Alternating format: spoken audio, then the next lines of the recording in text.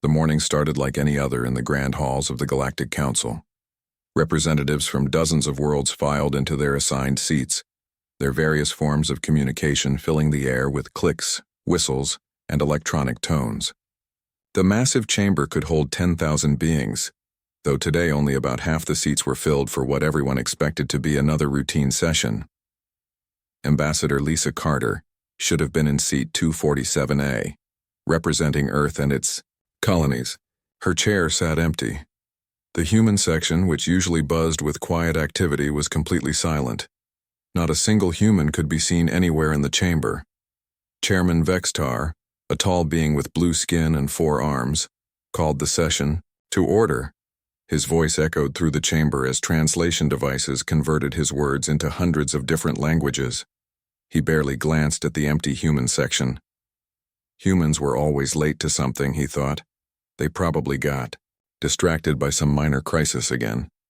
3 hours into the session, the empty human seats became harder to ignore. High Counselor Thesana, representing the powerful Zephyrian Federation, finally spoke up during a break in discussions about mining rights. "Where are the humans today?" she asked, her voice carrying the musical tone that all Zephyrians used when speaking. They were quite vocal about these mining regulations last week. Chairman Vextar waved one of his 4 hands dismissively, probably staging another one of their dramatic protests. You know how emotional they get about business matters. Several other council members made sounds that could have been laughter.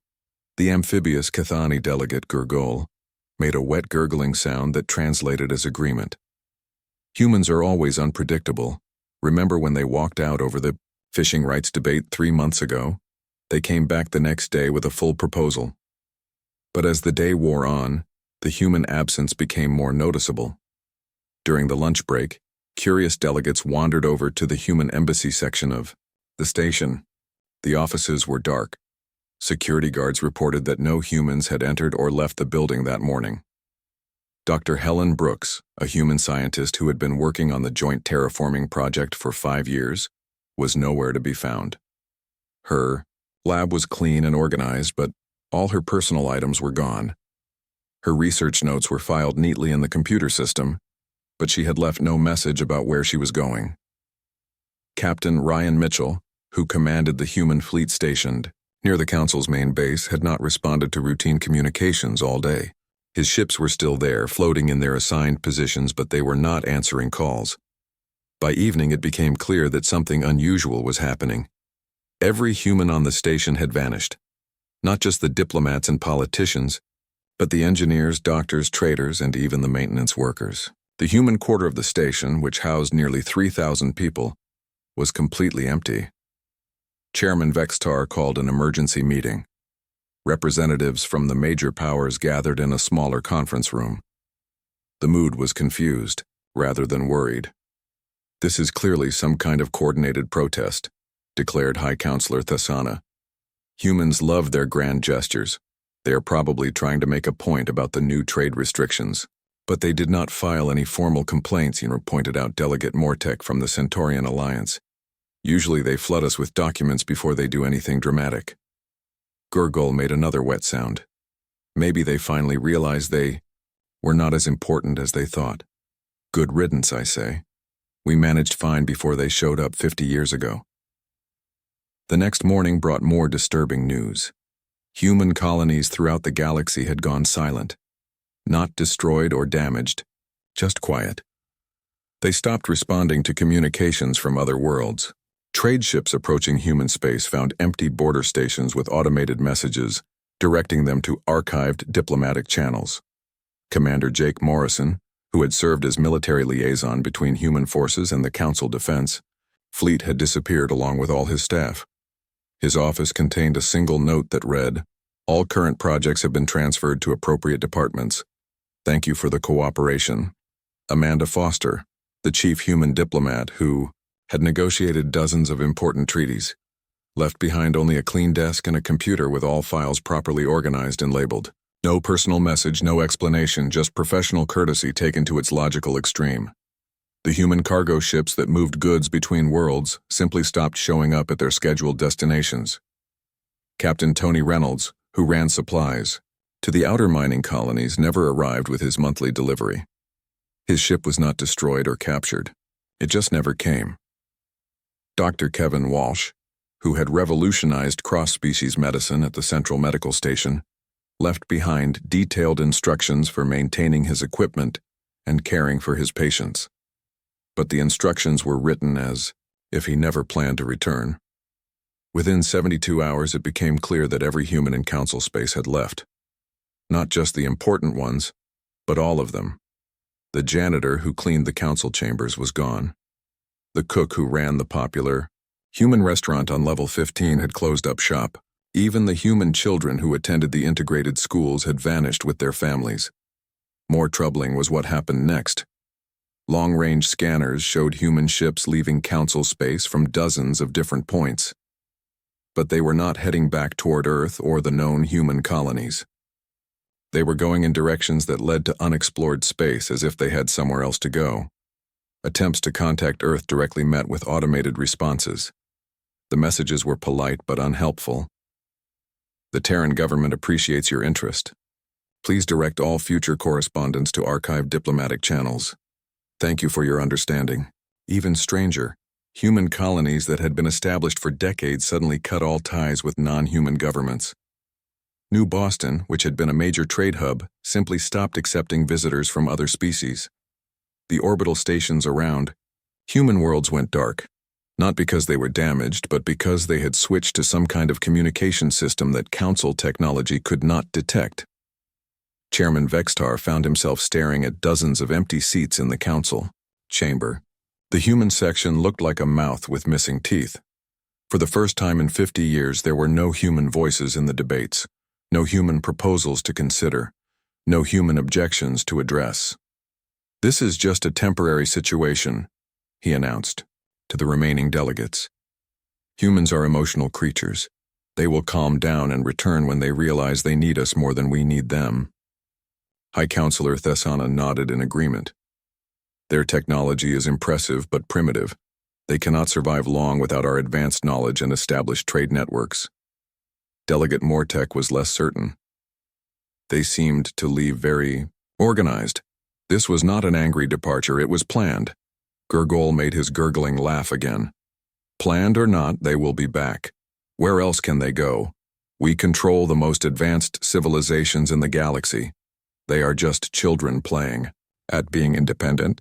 But as the days passed and the silence from human space continued, some delegates began to wonder if they had made a mistake. The humans had not left in anger or protest.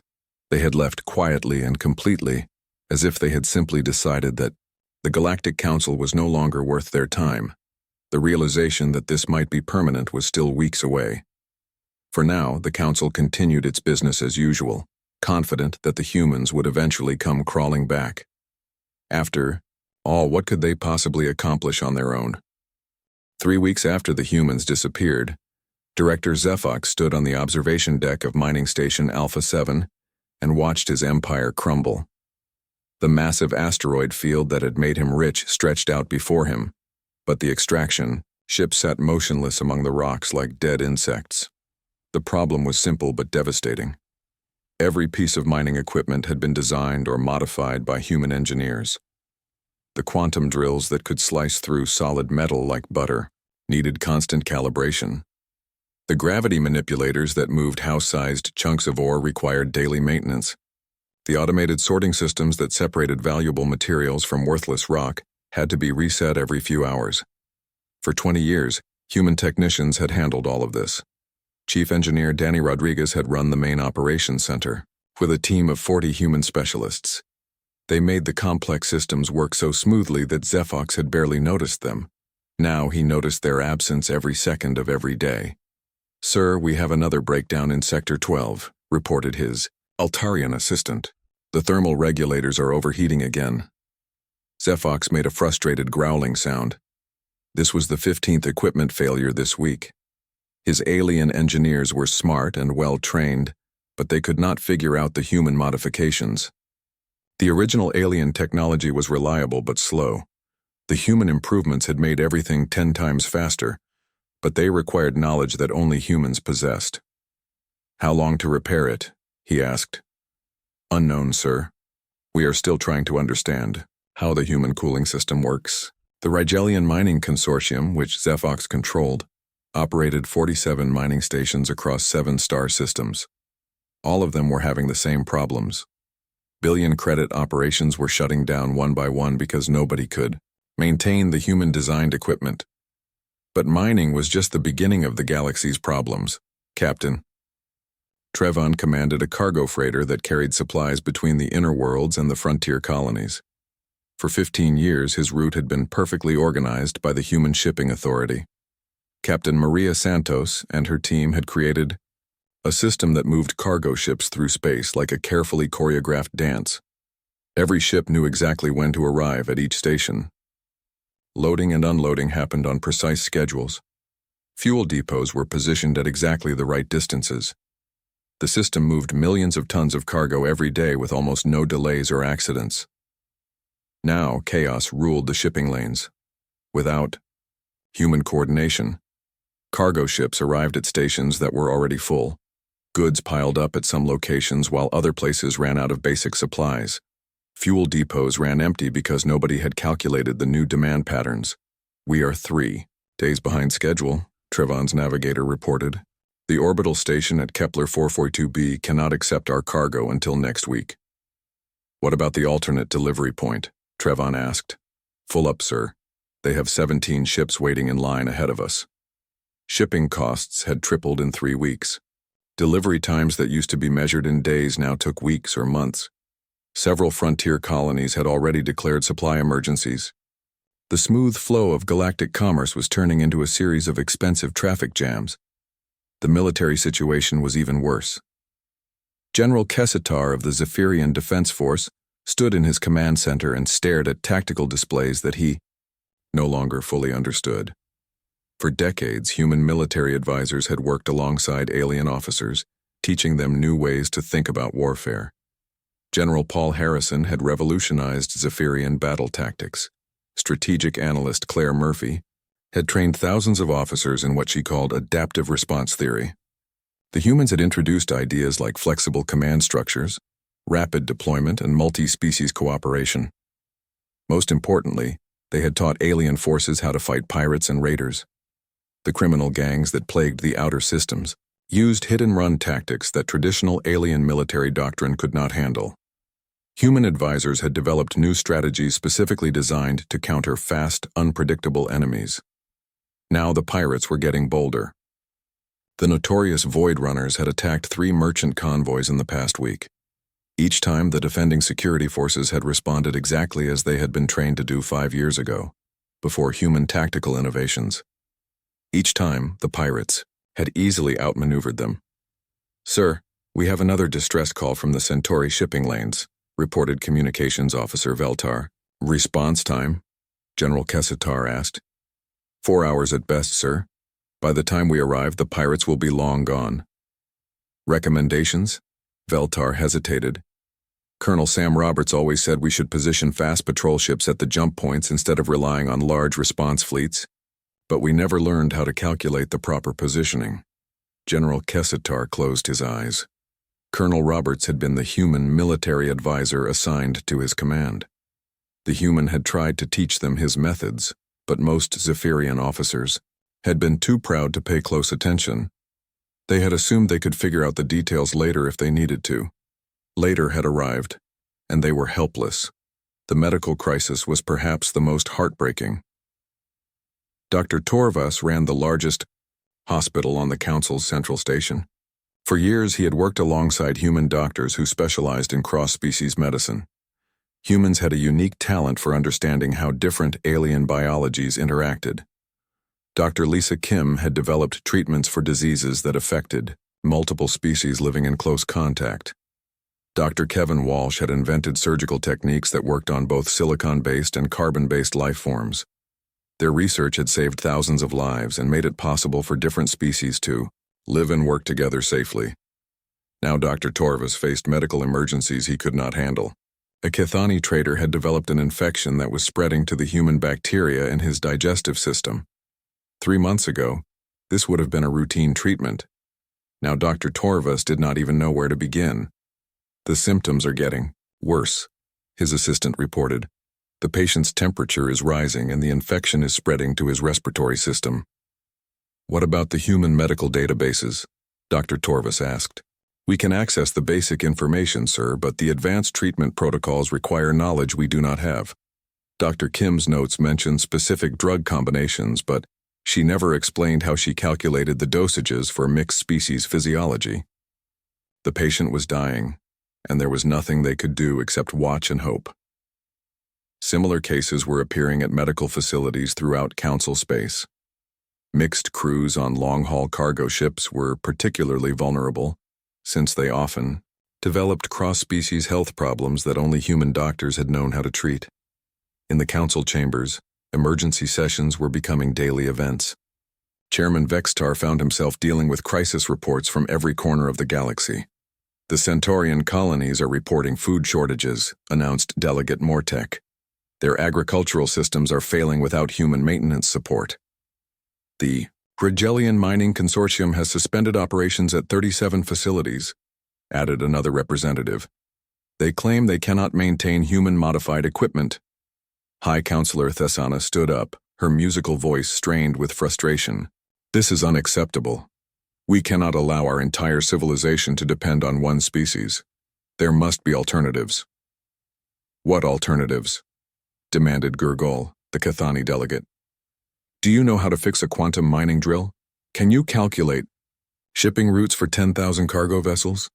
Can you treat a patient with mixed species infections? The chamber fell silent. The uncomfortable truth was that none of them possessed the knowledge that humans had provided so effortlessly for decades. We need to contact them, Chairman Vextar finally said. Send envoys to human space, offer them concessions, find out what they want. We tried, replied the communications officer. All our messages received the same automated response. Please direct correspondence to archive diplomatic channels. We cannot even get through to a living person. Then send a ship, ordered the chairman, a diplomatic vessel with full authority to negotiate.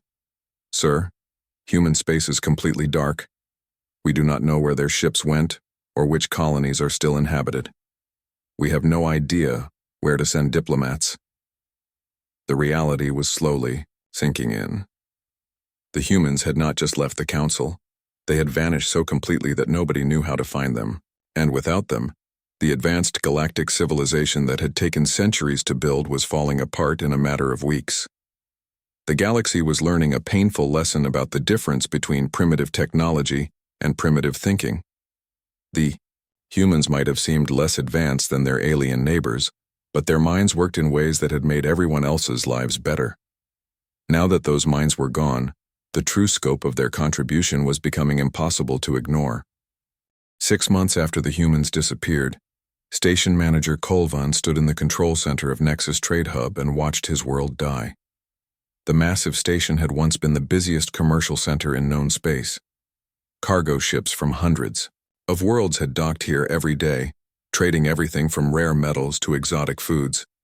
Now the vast docking bays sat mostly empty. Of the 500 berths available, only about 60 were occupied. The cargo processing centers that used to run around the clock were operating with skeleton crews. The merchant districts that had buzzed with activity from dozens of species were quiet and dim. The problem was not just the missing human ships, though that was bad enough. The real disaster was that nobody could run the station properly without human expertise. Station Manager Pete Johnson had made everything work smoothly for 12 years. He had understood how to coordinate thousands of arrivals and departures, how to manage the complex cargo sorting systems, and how to keep trade flowing efficiently between species that barely understood each other. His replacement, a well-meaning Altarian administrator named Zektun, was drowning in problems he could not solve. The computer systems that tracked cargo were crashing daily. The translation protocols that helped different species communicate were producing nonsense. The maintenance robots that kept the station clean and functional were malfunctioning because nobody understood their programming. Sir, we have another system failure in Cargo Bay 17, reported his assistant. The automated sorting equipment is putting Centaurian grain in containers, marked for Zephyrian crystal shipments. Colvin rubbed his forehead with 3 of his hands. This was the kind of mistake that could cause serious diplomatic problems. Centaurian grain was considered sacred by some species and poisonous to others. Mixing it with crystal shipments could start a trade war. "How long to fix it?" he asked. "Unknown, sir. We are still trying to understand how the human programming works. The code is written in a way that seems simple but does things we cannot figure out." This was happening throughout the galaxy. Human programmers had designed systems that appeared straightforward but contained layers of complexity that other species could not grasp. They had created solutions that worked perfectly until they stopped working, and then nobody else knew how to repair them. The pirate problem was getting much worse. Captain Vorak of the Void Runners had discovered that the galaxy's security forces were helpless without their human advisors. His raids were becoming bolder and more frequent, and other criminal organizations were following his example. The merchant ship, Lucky Strike, sent out a distress call as Vorak's ships surrounded it in the Kepler system. The nearest security patrol was 3 hours away, following standard response protocols that had been outdated for years. By the time they arrived, the pirates were long gone with valuable cargo and several crew members. Commander Thexel of the DICE Kepler Defense Force received the bad news in his office. This was the 4th successful pirate attack in his sector this month. His superiors were demanding explanations he could not provide. "What about the new patrol patterns Colonel Roberts suggested?" asked his aide. "I have the reports he filed, but they do not make sense to me," Commander Thexel admitted. He talked about predictive positioning and adaptive response grids. "The mathematics behind his recommendations are too complex for our tactical computers." The human military advisors had not just taught alien forces what to do. They had taught them how to think differently about warfare. They had introduced concepts like flexibility, improvisation, and rapid adaptation that most alien military traditions did not include. Without that knowledge, the galaxy's security forces were falling back on old methods that pirates could easily predict and counter. Crime rates were rising across all sectors as word spread that the authorities were no longer effective. On the agricultural world of New Eden, the terraforming project was collapsing. The planet had been humanity's most ambitious attempt to create a perfect world where multiple species could live together. Chief Engineer Danny Rodriguez had spent 8 years fine-tuning the atmospheric processors, weather control systems, and ecological balance mechanisms. The planet was supposed to be a paradise. The air was clean and breathable by most species. The weather was mild and predictable. The soil was rich and fertile. Millions of colonists from dozens of worlds had made New Eden their home. Now the carefully balanced systems were falling apart. The atmospheric processors required daily adjustments that the automated systems could not handle. Without constant fine-tuning, the air composition was becoming unstable. Some areas were developing too much oxygen, creating fire hazards. Other regions were losing oxygen entirely, making them dangerous for most life forms. Environmental engineer Tazara watched her monitoring screens with growing alarm. The readings were getting worse every day and she had no idea how to fix them. "The western continent is showing dangerous carbon dioxide levels," her assistant reported. "The eastern seaboard has too much nitrogen. The polar regions are developing toxic gas pockets." "What about the backup systems?" Tessara asked. "They are running, but they were designed to handle minor fluctuations, not complete atmospheric rebalancing." Engineer Rodriguez's notes mention something called cascade harmonics, but we cannot understand what he meant. The evacuation notices had already been posted. Within 6 months, New Eden would be uninhabitable unless someone could figure out how to restart the terraforming systems. Millions of people would lose their homes because nobody could understand the technology that had created their world. The communication crisis was perhaps the most frightening development. The Galactic Communications Network had allowed instant translation between hundreds of languages and communication methods. Species that had evolved on different worlds with completely different ways of expressing ideas could understand each other perfectly. The system had been designed by human programmers like tech specialist Nancy Palmer. They had created translation algorithms that could handle not just words but concepts, emotions, and cultural references. The network had made galactic civilization possible by allowing different species to truly communicate. Now the system was breaking down. Without constant updates and maintenance, the translation protocols were becoming less accurate. Simple concepts were being mistranslated. Complex ideas were becoming completely garbled. Diplomatic messages that should have been routine were causing confusion and offense. Ambassador Mortek of the Centaurian Alliance discovered this problem during a routine trade negotiation with the Rigelian Consortium. What should have been a simple discussion about mineral rights turned into a heated argument when the translation system converted his polite suggestion into what sounded like a threat of military action. "I said we would be pleased to consider your proposal," he explained to his confused counterpart. "How did that become, we will destroy your mining facilities?" The technical staff could not explain the malfunction. The translation databases were still intact, but the logic systems that processed meaning were producing increasingly strange results. Languages were drifting apart as the network lost the ability to bridge the gaps between different ways of thinking. In the council chambers, emergency sessions had become permanent. Representatives from across the galaxy reported new disasters every day. Chairman Vextar found himself managing a crisis that seemed to grow worse, no matter what they tried to do. "The Zarion Defense Coalition is requesting immediate military assistance," announced General Kessatar. "Pirate activity in their sector has increased by 400%. The Agricultural Ministry reports crop failures on 17 worlds," added another representative. "Human-designed irrigation systems are malfunctioning without proper maintenance." "We have confirmed reports of 3 more colonies requesting evacuation assistance," said Ambassador Thessana. "Their life support systems are failing." Delegate Gurgol made his wet gurgling sound, but it no longer sounded like laughter. "How long can this continue? Our entire civilization is falling apart." "We need to find them," Chairman Vextar declared. "Send exploration ships to search human space. Offer them anything they want. Full council membership with voting rights. Control over trade routes. Access to our most advanced technology." "Sir," interrupted the communications officer, "we tried sending a diplomatic ship toward Earth last month. It never returned. We lost contact with it at the edge of human space." "What do you mean, lost contact?" "The ship sent routine reports until it reached the boundary of former human territory. Then nothing. No distress signal, no final message, no wreckage. It simply disappeared." The chamber fell silent. The implications were disturbing.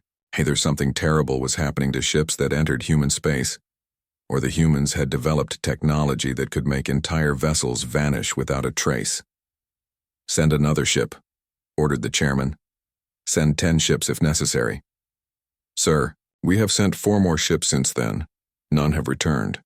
Whatever is happening in human space, it appears that once you enter, you cannot leave." The reality was becoming clear. The humans had not just left the council. They had made themselves completely unreachable. 2 years after the humans vanished, Dr. Velen stood over the dying body of a young Centaurian child and felt completely helpless. The girl had developed a condition that should have been easily treatable. 6 months ago, he would have called Dr. Roy Carter at the Galactic Health Institute. The human doctor would have arrived within hours with the right medicine and the knowledge to save her life. Now Dr. Carter was gone, along with all his research and expertise. The medical equipment he had designed was still running, but nobody understood how it worked. The medicines he had created were running out, and nobody knew how to make more. The treatment procedures he had developed were written down in files, but the files did not explain the thinking behind his decisions. "Her condition is getting worse," reported Nurse Colvia. "The fever is not responding to standard treatments." Dr. Velen looked at the medical scanner readings. They showed the same pattern he had seen in dozens of cases over the past year. Mixed species infections that spread between different types of biology, living in the same environment. Before the humans left, this had been a minor problem with simple solutions. Now it was a death sentence. "What about the human medical database?" he asked, though he already knew the answer. "I checked, Doctor. There are records of similar cases, but the treatment notes require knowledge of human biochemistry that we do not have. Dr. Carter's files mentioned drug combinations and dosage calculations, but he never explained how he determined what would work for each patient." The child's parents stood nearby, their large eyes filled with hope that Dr. Velen could not fulfill. They had traveled across 3 star systems to reach his hospital because it was supposed to be the best medical facility in the sector. 2 years ago, that had been true. Now it was just another place where people came to die from diseases that humans could have cured easily. This scene was repeating itself throughout the galaxy. The advanced medical techniques that had made interspecies civilization possible were being forgotten as equipment failed and supplies ran out. Diseases that had been eliminated for decades were returning. The infant mortality rate among mixed species families was rising rapidly. On the research station orbiting Proxima Centauri, Professor Zexitar stared at equations that might as well have been written in an alien language. In a way, they were.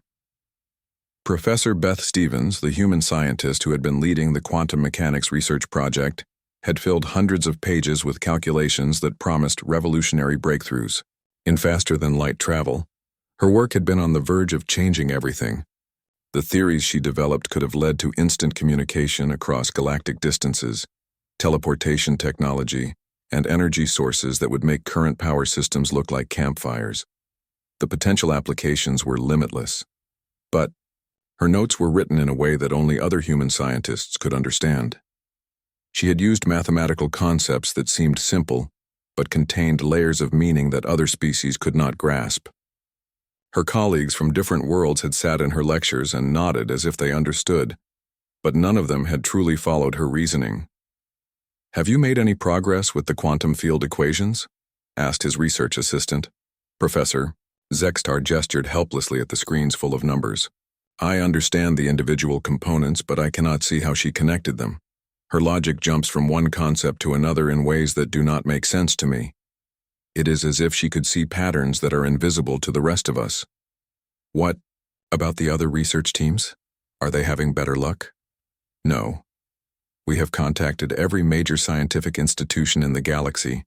Nobody can continue her work. We have the most advanced minds of dozens of species, and we are all equally lost." The implications were staggering. Humanity had been on the edge of discoveries that could have advanced galactic civilization by thousands of years. Now that knowledge was locked away in notes that nobody else could understand, like treasure buried with a map written in a dead language. Military disasters were becoming more common and more severe. General Kessitar received the report of the latest defeat with growing despair. The Zephyrian Defense Force had lost an entire battle group to insurgents on the Outer Rim. Rebel forces that should have been easily defeated had outmaneuvered his ships using tactics that seemed impossible. "How did they do it?" he asked his tactical officer. "Unknown, sir. They used hit-and-run attacks that appeared random but were actually coordinated in a pattern we could not predict. Our response followed standard battle doctrine, but they seemed to know exactly what we would do before we did it." General Kessitar closed his eyes and thought about Colonel Sam Roberts. The human military advisor had tried to teach Zephyrian officers how to think like their enemies, how to adapt their strategies in real time, how to be unpredictable. Most of his lessons had seemed like common sense at the time. Now they seemed like wisdom from another world. "What about the tactical manuals Colonel Roberts prepared?" he asked. "We have studied them extensively, sir, but they do not work the same way when we try to use them. The human approach to warfare requires a type of flexibility that our military training does not include. We are taught to follow procedures and maintain discipline. The humans taught us to break rules and make quick decisions based on incomplete information. The rebel forces, meanwhile, were using captured human weapons and tactics with devastating effectiveness. Human military equipment had been designed to be adaptable and user-friendly. In the wrong hands, it was proving to be incredibly dangerous." Agricultural disasters were creating the first interstellar refugee crisis in centuries.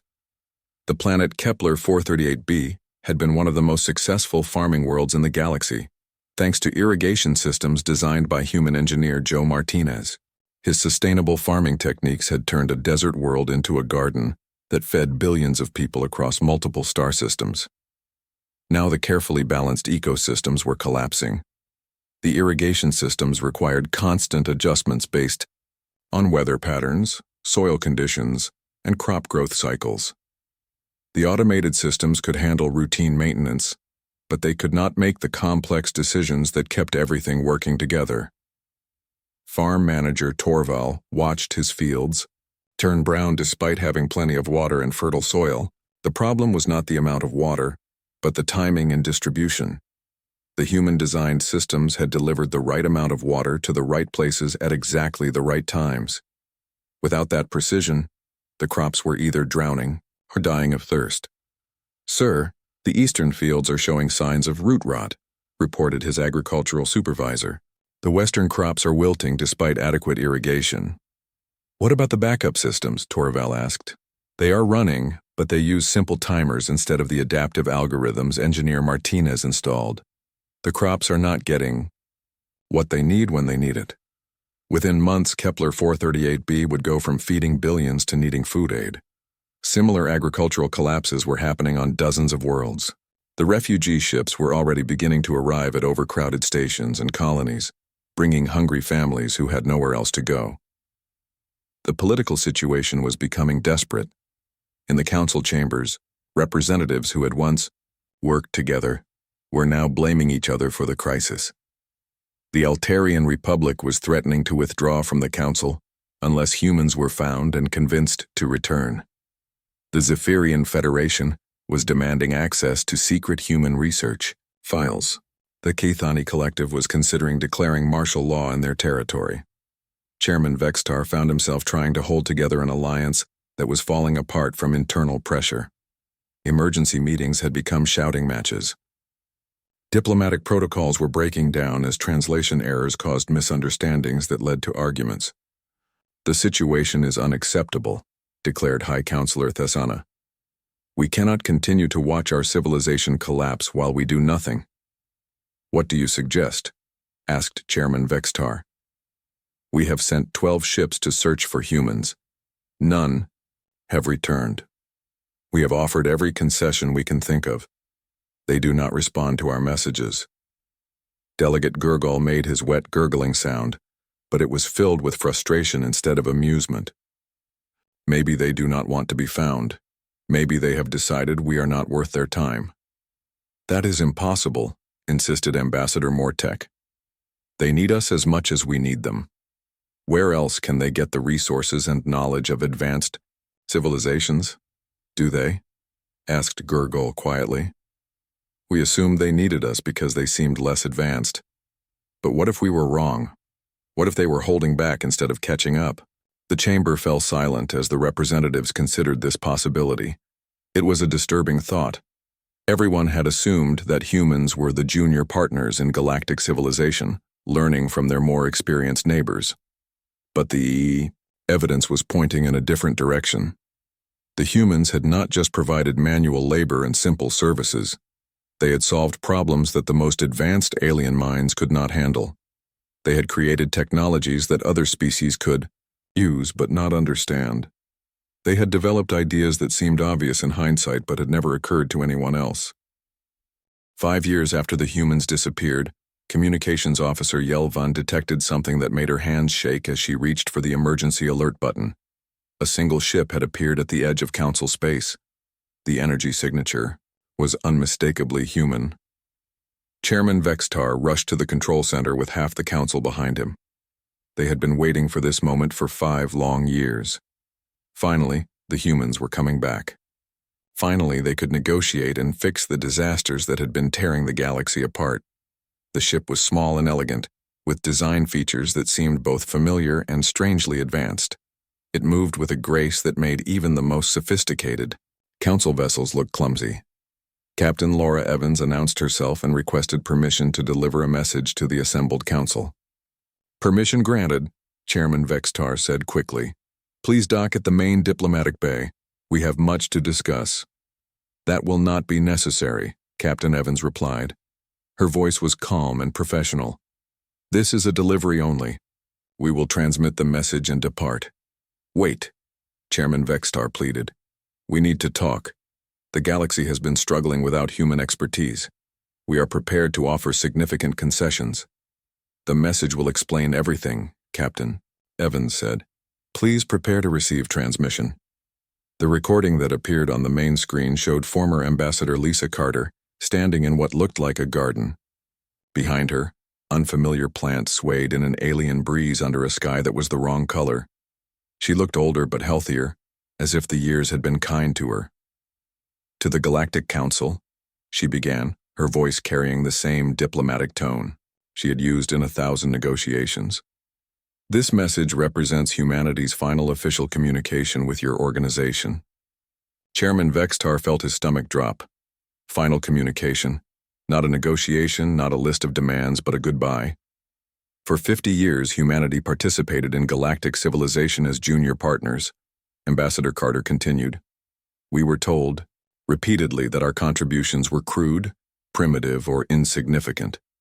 Our innovations were dismissed as lucky accidents. Our warnings were ignored as emotional overreactions. Our cultural values were mocked as childish idealism." The assembled council members shifted uncomfortably. They remembered making those statements, but they had seemed reasonable at the time. Humans had appeared less advanced than their alien neighbors. Their technology had looked simpler. Their methods had seemed unscientific. "You called us too emotional to understand complex diplomatic situations, too aggressive to be trusted with advanced weapons, too unpredictable to be included in important decisions. You treated us like gifted children who needed constant supervision from our wiser elders." High Counselor Thesana wanted to object, to explain that it had not been personal, that they had simply been following logical protocols, but the evidence of the past 5 years made such explanations sound hollow. "We have accepted your assessment," Ambassador Carter said, and there was something in her tone that sent chills through the watching aliens. "If humanity is too primitive for galactic civilization, then we clearly do not belong among you. We have graduated from your tutelage and no longer require supervision."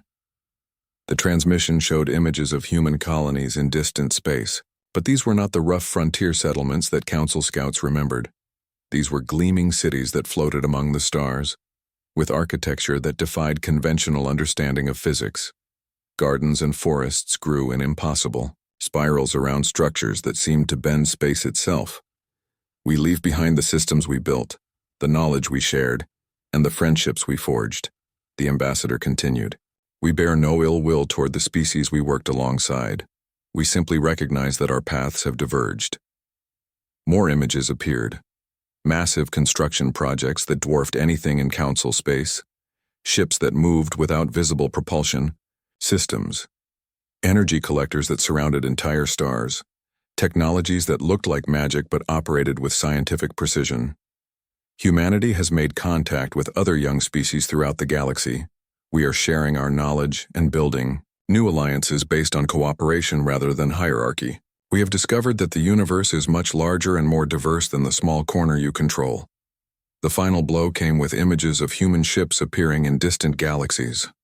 While the Council had spent millennia slowly expanding through a single galactic arm, humanity had developed faster-than-light travel that made intergalactic exploration possible. They had not just left Council space. They had left the galaxy entirely. To the species watching this message, we offer one piece of advice. Do not let anyone convince you that you are too primitive to have good ideas. Do not let fear of making mistakes prevent you from trying new approaches. The universe rewards curiosity and courage, not age and caution. Ambassador Carter smiled, and for a moment she looked like the young diplomat who had first arrived at the Council chambers decades ago. "We wish you well in your future endeavors. Humanity will remember our time among you fondly, as a necessary stage in our development. We hope you will remember us the same way." The transmission ended, leaving the Council chamber in complete silence. Captain Evans's ship began moving away from the station without waiting for a response. "Wait," Chairman Vextar called desperately.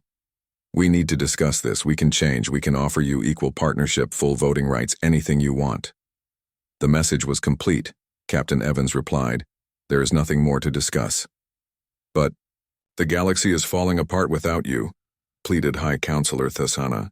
"Our medical systems are failing. Our infrastructure is collapsing. Our scientific research has stagnated. We need your help." "You have managed for millions of years without human assistance," Captain Evans said. "I am confident you will find solutions that work for you." The ship accelerated toward the edge of the system. Within minutes, it had activated some kind of drive system that made it simply vanish. No energy signature, no spatial distortion, no trace that it had ever existed. The council members stared at empty space where impossible technology had just demonstrated humanity's complete independence from anything they could offer. Chairman, Vextar's final log entry recorded that night captured the full scope of their realization. We believed we were teaching children. Instead, we were holding back teachers. The humans have left us behind, not in anger, but in disappointment. We are alone now with the consequences of our arrogance.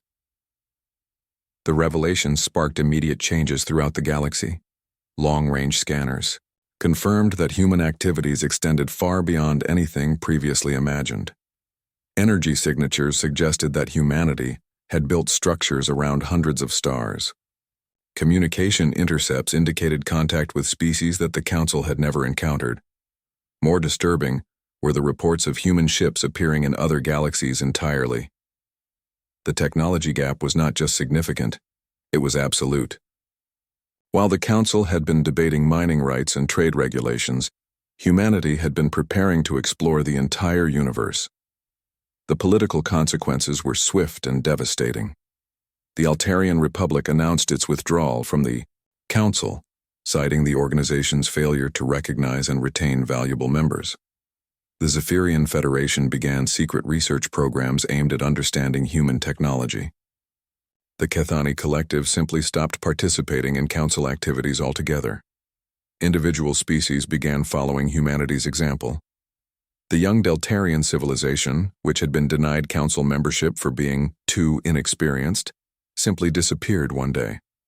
Their ships vanished from Council space without explanation. Long-range scans detected them building colonies in the direction humanity had gone. The Proximan traders, who had been restricted to limited trade agreements because of their primitive economic systems, packed up their operations and left. They took with them the most efficient cargo handling methods in the galaxy and knowledge of trade routes that the Council had never bothered to map. Within 2 years of the human message, 7 species had followed humanity's lead by leaving Council space entirely.